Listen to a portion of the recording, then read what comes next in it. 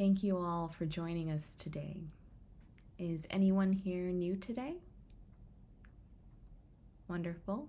Welcome. Happy to have you here. We'll start by taking a few moments to center ourselves. So if you'd like to close your eyes or just aim your gaze towards the floor, take a deep breath and feel your feet on the floor. Feel the support of the cushion or the chair beneath you. Relax any places in the body that may need to relax. And now open your eyes. Thank you all for being here. So today, I'd like to talk about the second noble truth. So for those of you who are new here, or even if you've been coming for a while, you may note that this is the Buddha's teaching on the cause of suffering. So today we'll talk about it and gain a better understanding on what causes us suffering. So the first truth, we're talking about the second noble truth, but the first noble truth is that there is suffering. We know that there's difficulty in this life, in this human life, and that is something that all of us learn at some point or another, whether it's through illness or through fears or anxieties or grief and loss. And sometimes suffering is big and obvious. Sometimes it's a greater suffering, like war, poverty. And other times it's just a quiet unease or a restlessness, or feeling like something's not quite right. And this is kind of a universal sentiment when it comes to us humans. So the Buddha said, let's look closer. Let's observe this. Where is this suffering coming from? And the second noble truth is that the cause of suffering is in craving, wanting, grasping. It's in these moments where the heart or the mind says, this isn't enough.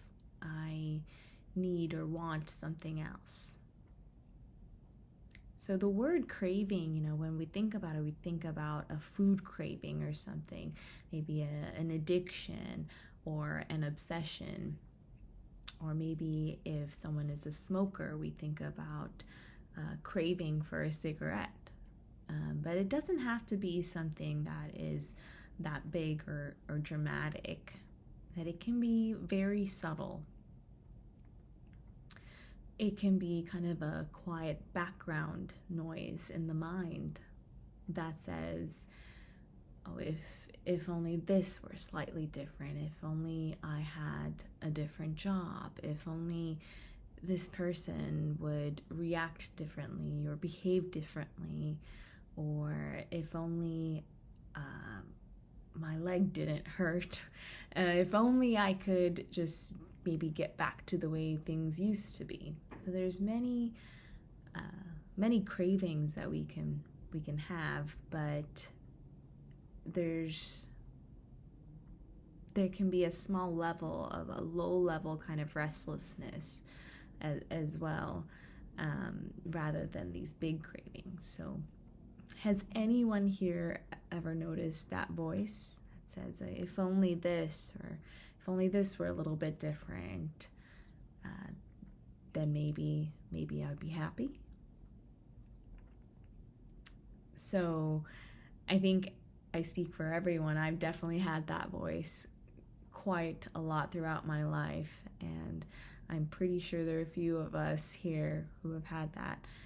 And this is a very universal sentiment, but this clinging, this craving, this grasping, it's human. It's something we all do, and it's not our fault.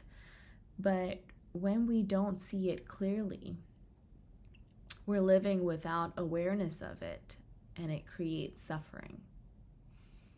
And this craving, it basically keeps us chasing and never quite arriving or being in the present moment. We're always wanting something else, whether it's something big or something small.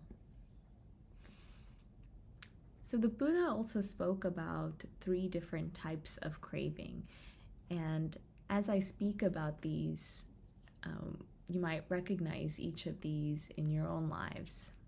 So the first was a craving for pleasure, a craving for pleasant experiences, comfort, recognition, success, or approval from other people. So it's the feeling that comes with that voice in your head that says, if I can just get what I want, I'll be okay. And even though pleasure isn't a problem, it's our attachment to it and our belief that we need something in order to be happy. That is what creates a trap. And so that is the first kind of craving, or the craving for pleasure. And the second is a craving for becoming. So wanting to be something, to become someone. So striving to be someone or something that you are not in this moment.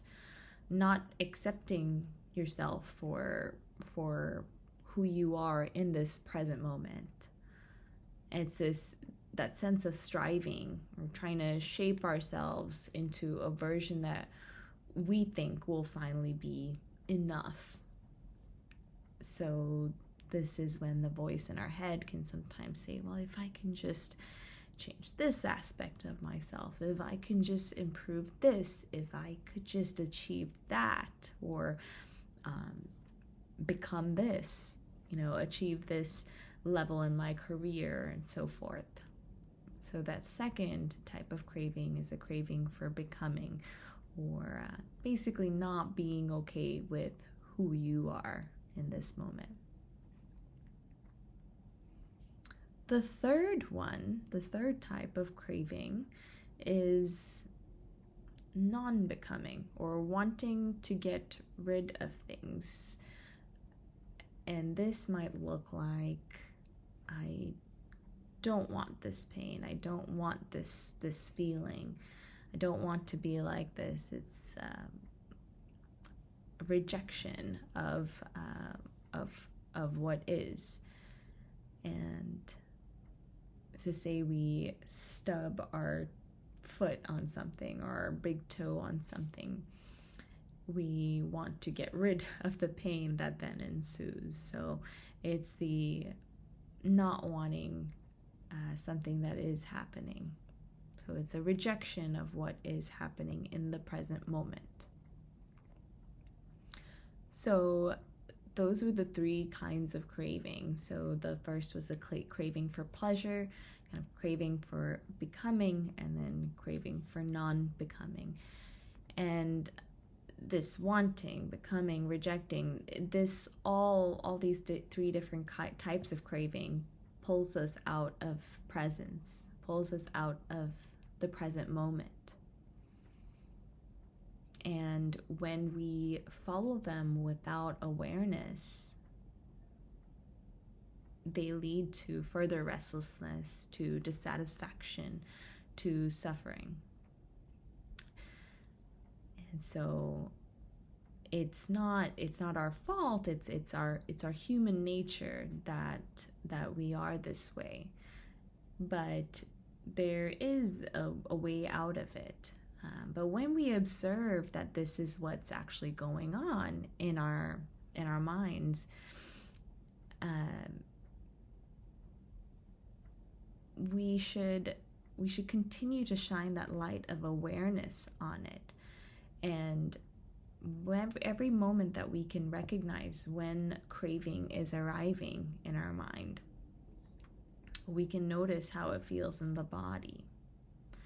And if we meet it with awareness, with non-judgmental presence, with kindness, and from a place of compassion,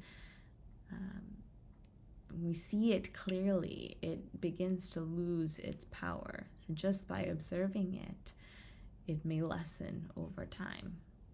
And we also realize, right, that we don't have to act on it.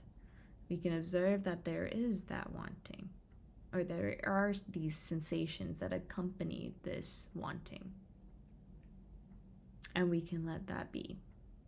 We can just breathe. We can continue to be mindful of what is arising.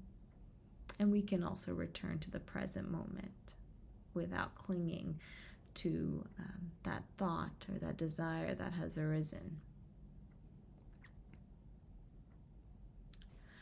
So now if we were just to stop craving, just stop craving, just stop wanting that, and you'll be happy. Well, that is kind of craving to get rid of the craving, right? So it's an aversion to that.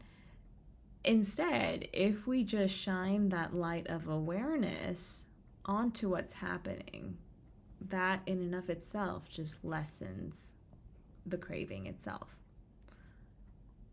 So how do we work with this? How do we work with this practically? So that starts with just gentle observation.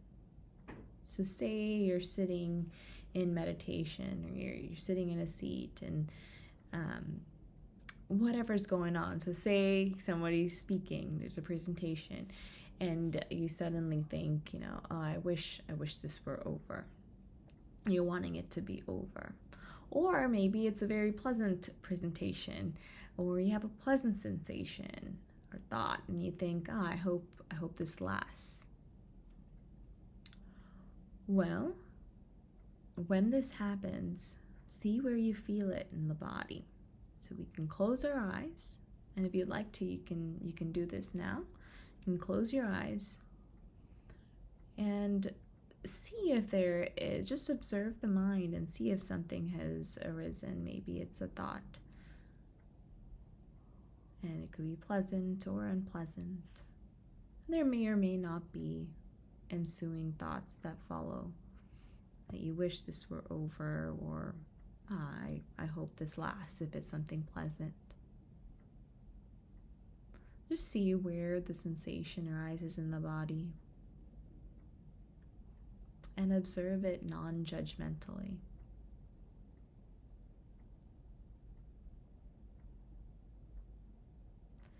And if you're not able to really figure out where the sensation is arising, or if you're new to this practice, the breath can be a really helpful anchor. You can always come back to the breath and focus on the sensations of the in-breath and the out-breath. And in time, you'll be able to sense when sensations, whether they're pleasant or unpleasant, thoughts, whether they are thoughts of craving or other thoughts, arise. And we'll become more sensitive to these sensations that arise in the body. So you can open up your eyes now. So that is the practice. And the good news is, the Buddha didn't just say that there is suffering and that there is this cause of suffering. He also said that there is, thankfully, an end to suffering. And when we pause and we notice this craving, even just for a moment, we plant the seeds of coming out of that suffering. And every time that we choose presence instead of reacting to a thought, instead of clinging or grasping, and we react with presence, with kindness, awareness, that's when we begin to remember something deeper. And that is that we are not our thoughts or our cravings or anything that happens in here. And that's when we arrive in the present moment and become free from craving. So, before ending this talk, just invite you all to take another breath together. Feel the stillness of this moment just as it is. There's nothing to fix, nothing to become, nothing to get rid of.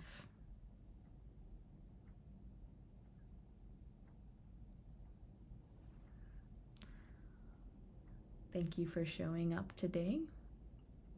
And now I'll open it up to any questions.